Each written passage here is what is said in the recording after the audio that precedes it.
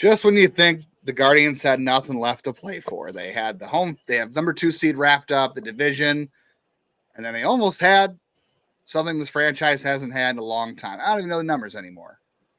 But the Ohio Cup, it just means more. The Reds wanted it so bad, Jeff. They were willing to bunt to try to get a win and break up a no-hitter. Tanner Bibee of the Guardians, and you're listening to Locked On Guardians. You are Locked On Guardians, your daily podcast on the Cleveland Guardians. Part of the Locked On Podcast Network, your team every day.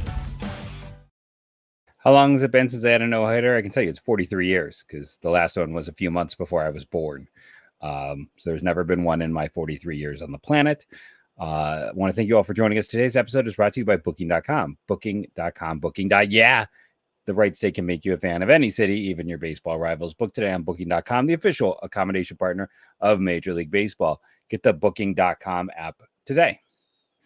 Just when you thought the Guardians had nothing to play for, we'll talk about the final game of the Red Series.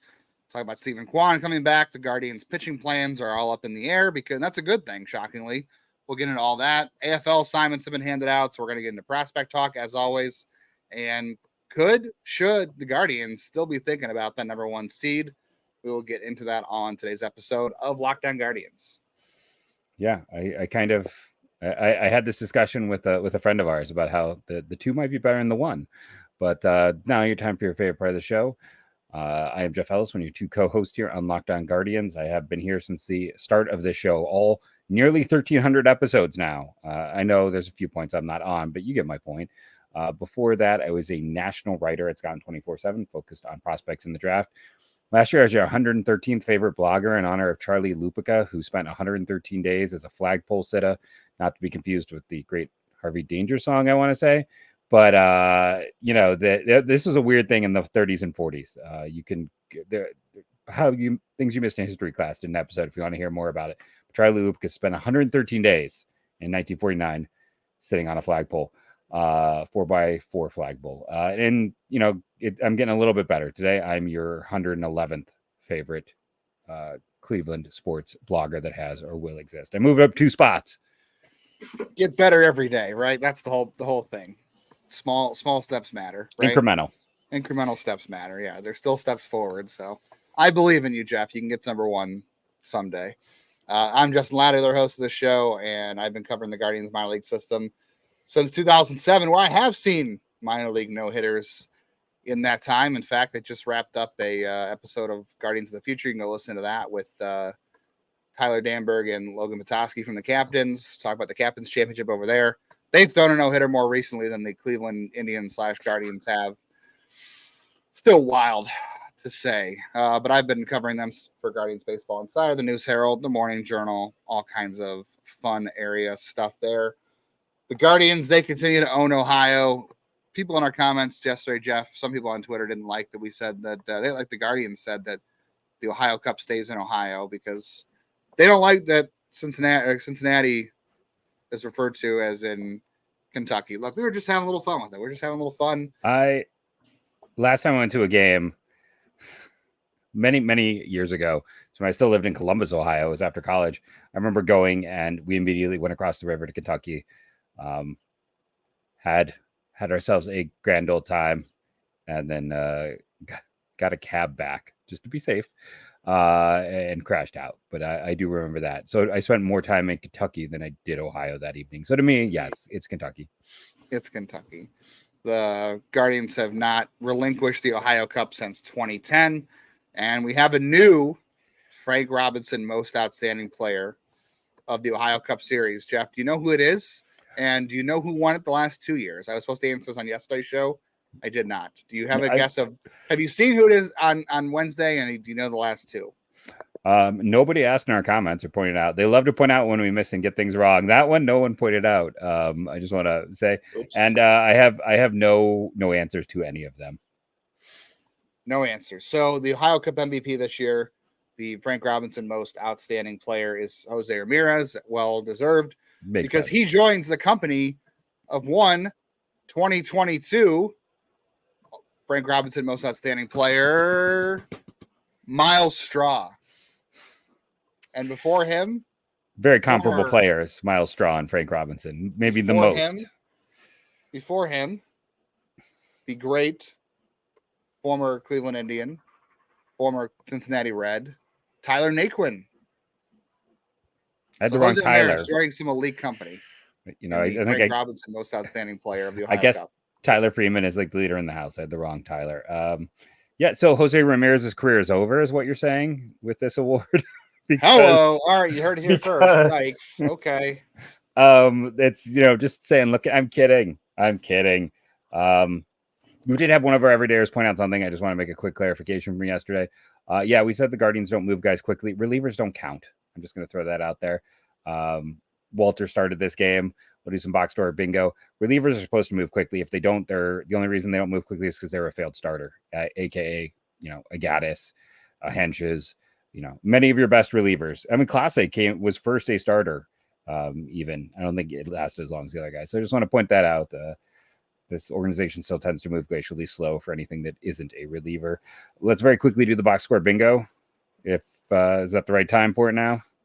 Well, real quickly, let me just say too, if you want to go back, you really banking on all these stars that have won the Frank Robinson Most Outstanding Player before Myles Straw, before Tyler Naquin. It was Bradley Zimmer. So his career is done. You heard it here first. Jose's career is over. I think he'll be okay. I think he'll be okay. This is quite the accidental curse we have discovered here. We need to make some kind of offering. Could someone order some KFC to the? Yeah, that didn't work for Yan Gomes in 2016, so I would be careful about that one. Most things didn't work for Yan Gomes at that time, but to go to the box score bingo of it all, Cleveland actually in this one they had the 8 hits and the 1 walk. That's 9 opportunities. That should be about 3 runs. Why did they get to 5? Well, extra base hits will tilt it in your favor, and that's where they dominated. Cincinnati on their side of things had not 11 opportunities. They actually had more opportunities. Their rate is closer to 4. But again, so box score bingo, the one thing it's doing is just kind of an averaging thing. It's not looking at the strength of the hits. Cleveland had, 3 more extra base hits, including 2 home runs. That's what balances this out. It's easy to say Jose is one of your players of the game in this one. He was a single away from the cycle. Not something you see that often. In terms of who reached base twice in this one, you got Kwan, who has to be one of your other players of the game, and that's it. Those are the only guys, and Naylor, Bo, are the guys who reach base multiple times because they just didn't have a lot of walks and not a lot of hits. But when they got guys on, they took care of business. They worked overtime, work out, right? So I think you can make a case. I'm going to give it to Morgan as a third star of this game because he pitched the most innings. Like, he was the guy who, again, has done the heavy lifting, and I don't think he would have gotten the award many times this year, and he's been very deserving in the second half. So I think those are the 3 stars in this one. There's actually a lot to talk about between, Ramirez being even closer to 40-40, Clase's save total. This game had, not to mention, so I also have to tell the story of how we ruined the no-hitter. This is all on us. We got to own this. I refuse to play a part in the no-hitter being ruined. That was all ruined by someone on the Reds deciding to bunt. It's a 2-0 game. I mean, I don't have an issue with the bunt. What is Jake Fraley playing for? What are the Reds playing for? Arbitration values, higher on base. If a bunt hit helps Jake Fraley in arbitration, then I got it's a game. Like we talk about, these guys never give up. Even when we wanted the Guardians to give up a year ago, they don't give up. They're going to try. But I had a super busy evening. I was running around town. I had a teacher meeting after school.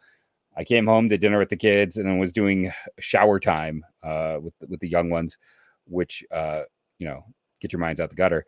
But I was doing that. I get this text from Justin, on my watch, and it's like, hey, are you paying attention? This game's special. And I go, oh, I haven't had an opportunity to turn it on yet. And I turn it on, see Jose's double. First red I see, TJ's bunt. That is literally, after he texts me, the first play I see from the Reds is the breaking up of the perfect game. So I think we can pretty safely take the hit on this one, Justin. I know you're angry that he bunted, but I think it's clearly, by baseball logic, it's our fault. Even though we have no real impact on the game, and this is all me kidding, but by the logic of baseball and how superstitious fans are, I think I have to own this. So what you're saying is It's going to be, how long has it been? 40, how many years? 40 something years? 43. It's going to be 43 more years if you don't stop paying attention. Yeah, I should have just never turned the game on. It's clearly what should have happened in this one. I just, was it TJ Friedl had the bunt hit, or yes. was it Jake? Okay, it was not Jake Fraley. It was TJ. I want to say it was TJ Friedl, right? Okay, yeah. Fraley's one hit was the double. No, it was Friedl leading off. I saw somebody say on Twitter like he's had like 20 something bunt hits this year. Yeah, so like not out of character hit for him. And I took a quick straw poll on not a Myles Straw poll, just a regular poll, straw poll on Twitter about how he felt about that, and it was pretty 50-50 in terms of our listeners responding, saying like they hated it, but some are like it's a 2-0 game, and someone even said like, it's a combined no-hitter. It's not like a starting pitcher's out there. Yeah, so I kind of feel that way too. I mean, it would have been special if it happened just because it hasn't happened, but it wouldn't have been quite as special if it was like Cantillo start. Moral of the story is I got to be busier. It just would have been really funny and ironic for this franchise if it wasn't even a no-hitter, it was a perfect game. Yeah, it would have just been hilarious for, after all these years of getting close. Corey Kluber, what was it, Carlos Carrasco got close in 2015. Cody Anderson that year, I think, also took a no-hitter in like the 8th inning in Tampa. Well, even to give you more history, in 1954 in 1954 early Wynn had a no-hitter broken up on the same day. Oh, great. So it's just not meant to be. Yeah, like this is the second time and that was with 2 outs in the 9th. That was what Carrasco's was in Tampa Bay. So I think, so this Carrasco had one in the 9th that day year. I think Cody Anderson took one in the 8th that year. Shane Bieber has never thrown one. So like, all the guys that have pitched for Cleveland since like 2014 that have been just, great pitchers and had even great individual seasons. Didn't, I think McKenzie took one in recently a couple years ago. Zach Plesac even took one pretty deep. Yeah. Help people. Again, it would have been just so ironic that, it's a bullpen game that is pitched by Andrew Walters and Eric Sabrowski and rookie Kate Smith and Eli Morgan and rookie, or I don't think Tim Herron's a rookie anymore, Hunter Gaddis, who still retained rookie status. Like, if it would have been all those guys in a game that really didn't mean anything for Cleveland because they already clinched the Ohio Cup, they already clinched the division, they already clinched the number 2 seed, and they weren't throwing out their best, they were scrambling their pitching plans to get on track for the postseason. If that was the one that did it, I was rooting for it just because that would have been the most ironic thing ever. But way to go, TJ Friedl. I just don't like it because it was the 7th inning and it's a game if the Reds had to win this game, if they were in the playoff hunt and they needed to win that game, I could totally understand. I still think it's a little. No one wants to get no hit, and like that's fine. That's fine if it's the 4th inning, but you got to the 7th inning. Like, I think it's a little bush league at that point.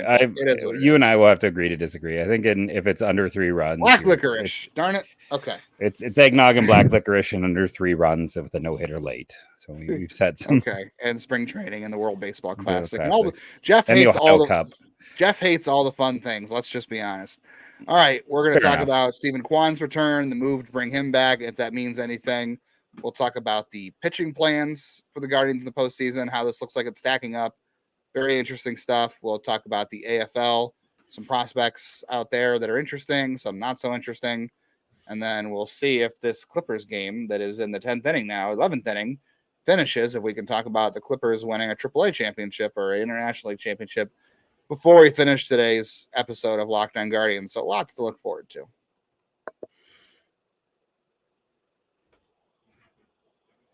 But first, we are going to talk about PrizePicks. And I've been talking about it for the last month.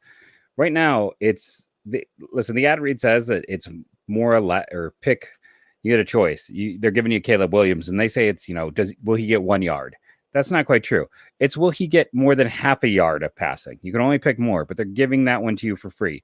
How about the fact that they also have, here's an interesting one. If you're a Browns fan, how about Malik Neighbors at half a rushing plus receiving touchdown? If he gets any touchdown, that one's really hot right now. And that's got one of the red demons on it, which means that it's a harder win, but could qualify you for 1,000 or 100 times the payout. There's no one currently popular from Cleveland with the Browns with this. We go to baseball. Obviously, they're not playing tomorrow. How about good friend Jake Bowers? You can bet on him having more or less than half 1/2 total bases. If any of these sound good to you, you just need to hit 2. Pick more or less. If you go up to 6, you can use some flex play. But on top of all this fun, you can download the PrizePicks app today. Use the code LOCKEDONMLB and get $50 off instantly when you play 5. That's code LOCKEDONMLB to get $50 instantly when you play 5. You don't even need to win to get that bonus. It's guaranteed. PrizePicks, run your game. The Twins did win on Wednesday, but they're still hilariously bad. The Yankees lost.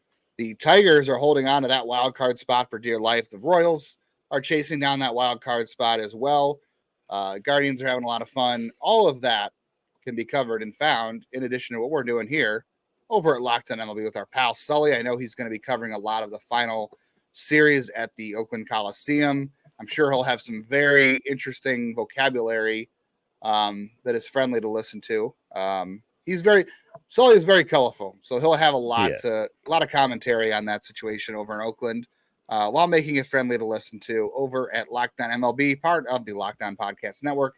Your team every day, even the Oakland baseball team that's no longer going to be in Oakland. Before we move on to Steven Kwan coming back, I forgot to tell this story yesterday. Someone on Twitter wanted me to tell it. My wife wanted me to tell it. I think I could have been named the Frank Robinson most outstanding player, honestly, the most outstanding fan or attendee, whatever you want to call it. So we were at the game on Tuesday, and we were walking up the tunnel in the top of the second inning, and Lane Thomas is playing catch with Angel Martinez, and they often throw balls into the stands after they're done playing catch between innings to give away a ball to a fan, whatever. So Lane Thomas is gearing up to throw a ball into the bleachers, and we're walking in the tunnel, get to our seats, and he overthrows these kids that are hanging over the railing in the bleachers, and it comes flying right at us. We're walking towards them, and it's one of those moments that just goes, I don't know how it went very slow, right? It just went very slow. And all I hear is my wife just kind of like shrieking, like the ball's coming at her, and it just all happened very fast for her, but it all slowed down for me. I was like Spider-Man. So I got a drink in one hand, and I got my right hand, which I usually catch with my left hand because I'm a right-handed thrower. But we're walking, happened to be the perfect spot, reached up and snagged the ball out of midair right in front of my wife's face, and was able to hand the ball to the kids. So I made those kids' day, courtesy of Lane Thomas. I saved my wife from a concussion. I wish someone had got on video. My wife tweeted, she tweeted the whole story, and then she goes, I know it doesn't sound believable, but it actually happened. And I'm like, it did happen. I wish someone would have down there. So I think I made the defensive play of the series. Better than the Guardians defense on today's game. It was not great on Wednesday. It was not great today. And I know people are going to be mad about the negativity. I'm having fun with it. I just want people to understand, like, I'm trying to joke about it. They won. That's what matters in the end. But you got to tease them a bit when you have a 3-error game. I think that's fair. Yeah. The one error by Jimenez, not bad. And then, Herron had the pickoff. I choose to believe Herron was mad about the bunt by TJ Friedl and was going to try to peg him on the I know friend of the show Tim Herron would not agree with this, but I'm going to choose to believe he was trying to peg TJ Friedl for that bunt hit, and instead he missed, and it was an Justin wants to put malicious intent on Tim Herron. Tim, I don't believe you're malicious if you're listening. They call him the Iceman. He's got to be viciously cold. I don't think you have a malicious bone in your body, Tim. I apologize for my co-host. Comment if you think he should have hit TJ Friedl with the pickoff throw, just for funsies, not in the head, just for funsies. I don't know. Oh, and one of those things someone asked about this. I do not condone violence in any form. We don't condone any violence. So speaking of voting on things, go back, listen to the episode on and look at our prospect teams. We'll put up a poll to see whose prospect team wins. We forgot. Oh yeah, I want to go back and see who voted for. I'm going to go back on Twitter too, because I put up a poll on Twitter. Yeah, about that in the offseason, we made the draft. Yeah, so I'll have to go back to that poll and see who won there too. I think you won that one. I'll have to go back and check and find the results for that. So Steven Kwan return on Wednesday. Myles Straw option AAA. We'll get into more about that. But Steven Kwan home run his first at bat. Hard to be any better than that when you come off the injured list. Fourth on the team. I thought he looked good tonight. He drew a walk, which is great. He had the home run his first at bat. I'm sorry, he did not draw a walk. He had 2 hits though. But he had an RBI. He made a couple catches and left. That was good. Home run the first at bat. Hard to come back off the injured list. By the way, no rehab games. Not like it It was not very long, but no rehab games. Best part about it too was it was a slider on the inside part of the plate was the home run. It wasn't even like a fastball that he was picking on the inside part of the plate, which drove a lot of his power success to start the year. It was a slider. We talked all for the last few months about how he needs to adjust to breaking stuff because teams are going to stop giving him fastballs because they're realizing he can turn on them now when he needs to. So he did not get one from Junis there. He got a slider. He turned on. It was a home run. Great return there. And I know he struck out in one of his at-bats, but it was a breaking pitch on the outside part of the plate. It was a great pitch. He was not going to do anything with it.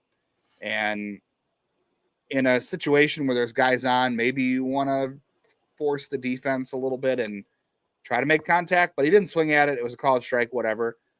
I think in the last few months, he has just chased a lot of those and just did nothing with it. So I was actually okay. I think the quality of his at-bats were just really good. So yeah. I didn't see him chasing anything like horrendous. And that's good because of where he was the last few months, but also he just missed a couple of weeks or a week or whatever. So the fact that he didn't come out chasing everything, I think says a lot too, in addition to the home run.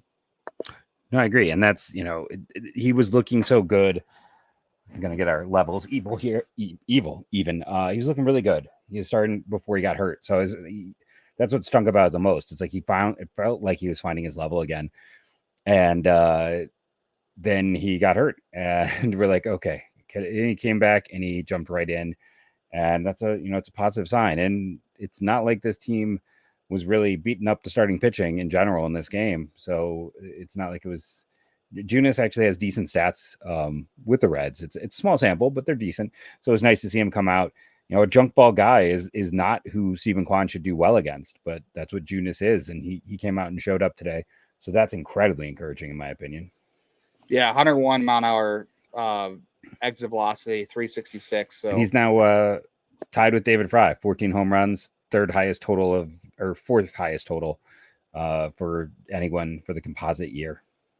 Yeah, let's get him to 15. He probably won't play every day the last 3 games, but I'm sure he'll play. I never expected him to be a top 5 in home runs on a team ever. So good for him. Maybe on like a softball team. Yeah. It speaks to his internal, it's been an up and down year of rough spots, but I still think that's an interesting development. I think it's a positive development. But if you're getting 2022 or 2023 Kwan, I know he was average last year. If you even get a fraction of what you got from Steven Kwan in the first half, that's still really good. Like if you look at his numbers on the whole, I think it's like a 123 WRC plus for the year coming into Wednesday. Like I think we all knew, we said it before, we all knew we weren't going to get 200 WRC plus Steven Kwan or 380 batting average or 390 batting average Steven Kwan.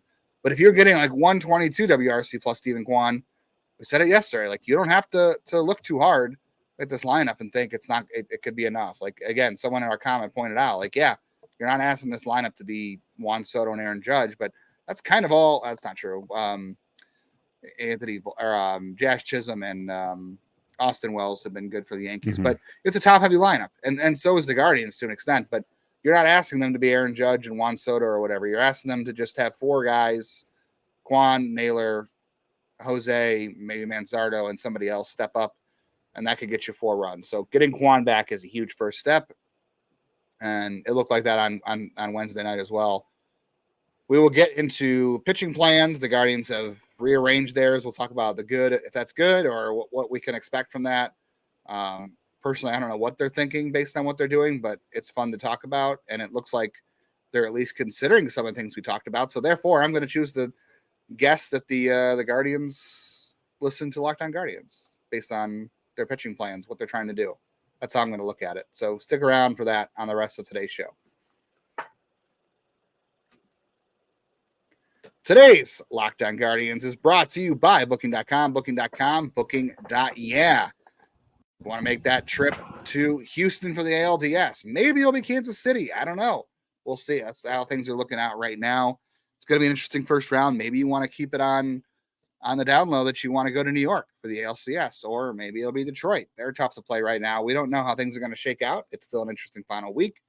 I know I'm going to use Booking.com here soon because I'm still trying to plan that trip to Columbus to see an Ohio State game. And I think Booking.com is the way to go to help me. I already enjoy Columbus, so I'm going to enjoy it no matter what. I don't know if I'd enjoy going to Kentucky to see the Reds because they just bunted to break up a no-hitter.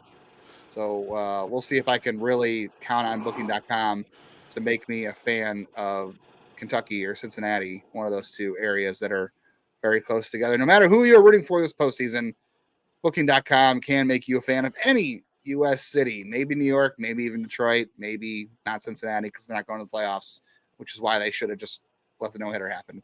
The right stay can make you a fan of any U.S. city, even your baseball rivals. Booking.com, booking.yeah. No Guardians game to watch on Thursday, but Friday they host the Astros in games that will be played and don't really count. I don't know. We'll see. Guardians could still be looking at the number 1 seed if weird things happen, and baseball is weird. But check out all the action against the Astros to see who's pitching and see if it matters on your SiriusXM app. Just search Guardians. As far as pitching goes, Jeff, so here's the plan if nobody else has heard it, which, Zach and Mandy already had it out there. I'm sure people had it out there. Walters started a bullpen game on Wednesday. Looked great. I was like, he did. Great.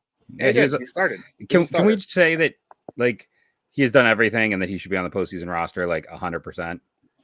I don't think there's any question he will be there. I do love, by the way, that just all the stuff that they were talking about checking off the boxes in the minors for him. He just did at the majors. Like they didn't pitch him back-to-back days in the minors. I don't think they started. I know he pitched multiple innings in the minors, but he didn't start a game. But who knows? But he has that experience now, which is good. Technically, Jeff, you said that relievers don't count about fast track players. Andrew Walters now has a start in his career, so now he counts as a starter. Okay, you do you, my friend. Joey Cantillo is going to pitch on Friday. He might have an opener in front of him. They haven't really confirmed that yet. I like that idea because we talked about Joey Cantillo being a bullpen weapon in the first round. I think that's the way to go with him because I think ideally 1, 2, 3 is Tanner and then some combination of Cobb and Boyd. Yeah, depending on how that plays out. To me, Boyd Cobb sounds better than Cobb Boyd, but that's just that's not play. That's just phonetical. I just it's all phonetics. I want a Cobb Boyd. I don't know, not a Cobb. I want a Boyd Cobb. Well, that depends on how many fingers are working for Alex Cobb over the next couple of days. He's supposed to throw a sim game. Yeah. Ben Lively is going to pitch on Saturday against the Astros. To me, that could have been Gavin Williams. I think to me that says Ben Lively probably is not going to be a starter in the first round, which I agree with. We talked about this weeks ago, and a lot of people were like, "Oh, you got to give Lively a postseason start because he has brought you here." Dance with the one that brought you, or the guy dance with the one. He danced really good all year long. It's time for his feet to take a rest. We were joking about the Cobb thing, just to go back to it, that this organization's weird bad luck with when you look at Jason Beret, finger injuries, but trading for guys who just don't pitch. John Smiley had more starts than Alex Cobb had after he was acquired. Jason Beret, Alex Cobb, though, and John Smiley all were kind of funny stories. Hopefully this will turn out the best of the grouping, but we'll have to wait and see. It's already better than Adam Miller. That's a heartbreaker. Better than Adam Miller because he took a no-hitter in the 6th inning. What did Adam Miller do? Listen, CC Sabathia was a solid starter until his last 3 years when he became a true ace. When he was the solid starter guy who was like a good 2-3, I thought Miller was going to be better than him. Then he got a literal hole in his finger because of blisters. Well, if Alex Cobb, I'll still take Alex Cobb with 9 healthy fingers. By the way, do you know the last postseason start Alex Cobb made? Against Danny Salazar. Indeed. So it'd be great if he could pitch one of those games to wrap up winning a LDS for Cleveland. And no one's going to face him. There's going to be no one who's got a fresh experience against Alex Cobb. So you got that working for you, which is good. Yeah. And then Gavin Williams is going to pitch on Sunday against the Astros behind an opener. I like that too. I'm very curious to see what they end up doing with Gavin Williams. You and I have kicked around the idea of Gavin Williams as a reliever, A, because of his inconsistency, but B, because in the first round, you just may not need him. And the idea that he can be a 6-out guy, you put him in the bullpen and he's throwing 98, 99 with his curveball. I don't think anyone's touching that. Like, I think it's good to get him behind an opener on Sunday. A, you limit how many times the Astros see him. B, get him ready for a bullpen role, something he's never done. I know I said it weeks ago. I know it sounds cute to be like, oh, go map Galax Cobb game 1, Tanner Bibee game 2 because of game theory. And you don't want to do that because Tanner can go game 1 and 4 if you need him because of the off days. So maybe that's not the right way to go. But having Gavin in the bullpen is like putting like Mike Clevenger in the bullpen or Danny Salazar or Carlos Carrasco from the 2017 team. Like, I know it didn't work out for him, but that's not why it didn't work out for them. So I know it sounds a little bit too cute, but again, some combination of Tanner, Cobb, and Boyd with Gavin and Cantillo helping you out with that ridiculous monster of a bullpen. Like, I don't think you're going to be giving up many runs. Three or four runs could win you a game with that plan. Now, and that's everything goes right, but I am very curious to see how this shakes out. And I like the idea of not letting Tanner see Houston this weekend. I know it's risky to have him not pitch for like 10 days against actual live hitters, but I don't think there's any reason to let the Astros get live looks at Tanner at this point. I think you give him an inning just so he can go out there and, you know. Well, he's not. They're not doing it. He's not pitching. I know, but I would have liked to have seen it. So if you can't touch him, should his nickname be Hammer Time? Is that what we're gonna go with Gavin Williams? That works for me. Hammer Time. You guys got a good curveball, so yeah. He's got the hammer of a curve, and you can't touch it. So, I like how it's set up. I like that they did this drastic change, that they're setting themselves up because, and you know, I mentioned this earlier too. It's like, I think when you look at that other matchup, Baltimore's offense is still more scary than Houston's to me. It's a deeper lineup, yeah. Yeah, but Houston, they've had huge struggles, but it's a much deeper lineup. The one thing is Baltimore's pen is a disaster show right now, and Houston definitely has a better top 3 rotation. The other side of it is Detroit versus Kansas City. I would easily rather face Kansas City right now than Detroit, which is the way that team is playing, and Tarek Skubal is, you know, I know they got Raggins and Lugo on the other side, but they've been really good. So in some regards, I almost feel like the 2 seed gives you a safer matchup in round 2. Yeah, in the LDS, certainly. I mean, and not to mention, again, if you face, like, Baltimore's rotation's also up in the air too. Like, they have Corbin Burns, but he's going to have to pitch game 1 of the wild card round right now, and he's not going to be available to like game 2 or 3 of the LDS. Probably game 2 if they make it. And then the same with whoever you face against Houston. Like we talked the other day about Framber and Hunter Brown going game 1, game 2. They won't be available right away to start the series, which is why you need the first round bye.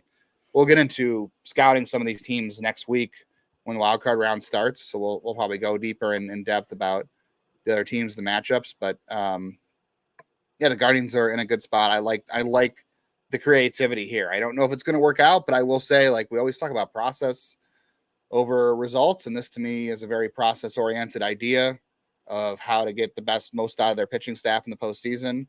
So I like the idea. We'll see if it works out, but I'm on board. Real quickly before we get to AFL at the end here, I want to talk about some of the prospects that are going to the AFL, but Myles Straw being demoted for Kwan. We were talking about whether it was going to be Straw or Kwan. So here's the deal real quick, because I had some people on Twitter not understand the rules. Which is fair because sometimes I have to rely on our buddy Andrew Kinsman to understand the rules.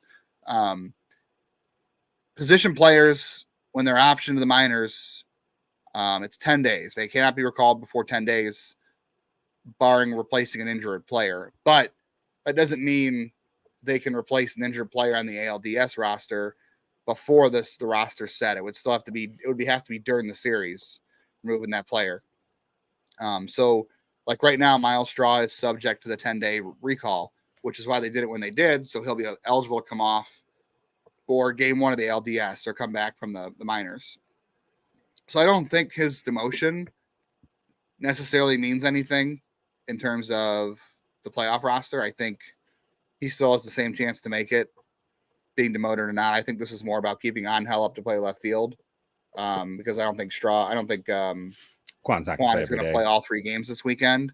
So you want to have Angel up there. I do like the idea of Angel being on the playoff roster, but not over Straw because I like him more than Schneemann in that role. But I don't think it says anything. And for pitchers, by the way, it's still 15 days, but you don't have to worry about that because they're not demoting any pitchers at this point. This I have a few people ask, so I do want to clarify this rule. It's not that you have to have 13 hitters and 13 pitchers. It's just the max pitchers you can have is 13, and most teams carry that way. In the postseason, they might not need that extra arm. So, I know I kind of misspoke in the comments too, where it's like, well, if you got to, they may not have to choose between Noel and Straw. They might just keep them both. They might have an extra hit because they're not going to need as many arms. So, like, the Sandlin maybe not make the team. And then it comes down to, in some respects, it's like Zabrowski versus Cantillo, things like that we've talked about. But I feel like they're likely to carry 14 hitters and 12 pitchers. And you could even go 11 pitchers. Yeah, you could. Because if you're going to put Cantillo and Williams in the bullpen, they've got some length to give you as well, depending on how you utilize that. So we'll get into that next week once we see that. So, yeah, it'll be interesting to see. We'll keep breaking this down. Real quickly before we get out of here today, Chase DeLauter will be playing in the AFL for the second straight year. Unusual. And it's happened before. Well, it's more his level. It's not like the back-to-back years. It's unusual for his level. And the reason he's playing is because, again, he missed most of the season once again. He played 40 games this year. So he'll have to go to the AFL to get reps he missed for the season, and hopefully he had a great AFL last year. I don't really know what this does for him because he already beat up on the AFL last year. He's not going to face anybody better than he did a year ago at this point because he's already progressed. So this is just about playing time and making sure he's healthy going into the winter. But that does take him out of consideration for the playoff roster. A lot of people he was never in. People kept wanting to say he could make it. The AFL starts on October 7th. The Guardians' first ALDS game was October 5th. Other names though, and I guessed all four of these besides DeLauter. I'm sorry, I guessed 4 out of the 7. I didn't guess DeLauter, or 4 out of the 8. So Dylan DeLucia, we talked about, he's there. Yeah. He was an obvious candidate because he was coming off TJ. I'm excited to watch him pitch out there because he's a guy who has not pitched above high A yet. He had a very limited sample this season, and it's a hitter-friendly environment. So if he goes out and does what Ryan Webb did last year, where he goes out and dominates, that's going to raise his stock. So I'm excited for DeLucia. Alaska Avenue is an interesting one because he's 40-man adjacent this offseason, and I don't know what they'll do. Alan Hernandez, who was on Lake County this year, he's going to go there too. He's a guy who throws like 96, 97. He missed some time at the end of the year, so health. He missed time at the start. He's just missed a lot of time. Yeah. Zach Kent, same thing. He missed a lot of time this year, so he'll go out there. Andrew Misiazek, who this will also be his second AFL stint, I want to say. I think he had an AFL stint pre-Tommy John, so he's also missed a lot of time. He'll go out there, a lefty who I believe will be a minor league free agent after this, so we'll see how that goes. And then Cody Huff, I called going out there because he skipped high A this year, and every team is required to send one catcher because they need catchers in the AFL. So he's out there, and then Milan Tolentino, who is up 40-man Rule 5 status this winter. I think just a body, but yeah, interesting roster. I'm excited. Watching Chase DeLauter on the field is fun when he's healthy there. So that's fun. Dylan DeLucia is going to be fun to watch. And then I don't know, Alaska Avenue is interesting. We'll see how they make do with that. And then, Cody Huff, we'll see how he progresses because there's big league backup defense there. And Hernandez was thrown 98 out of high school. He was he was a 12th rounder. Like, he's a guy that I had almost completely forgotten about. So he's an interesting arm who has just not had reps because of health.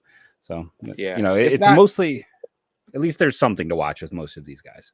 Yeah, it isn't the great. I will say the AFL used to be a huge draw, and it still is to some respects. Like some of our fans will be happy to hear that Jack Haglione's going, which I think is very aggressive for the Royals because that guy got asked to do everything and more for the Gators. Much this year. I know he's not going as a pitcher, so that shoots the idea of the next Shohei down. Thankfully, finally, nobody does this. Like, no one sends a guy who just completed a college season and I know he struggled in the minors, so maybe they're hoping to send him out to a positive because the AFL is better than Charlie Condon.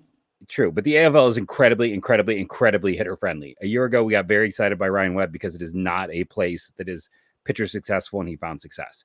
So I'm predicting a Dylan DeLucia bump for that reason. Yeah, I think this is purely to try to give him some more confidence and to give him a bump because they're sending him to about the most friendly environment they can send him after a rough. It's just crazy because of how much he's played this year and how much the Gators asked him to do physically. So it's weird.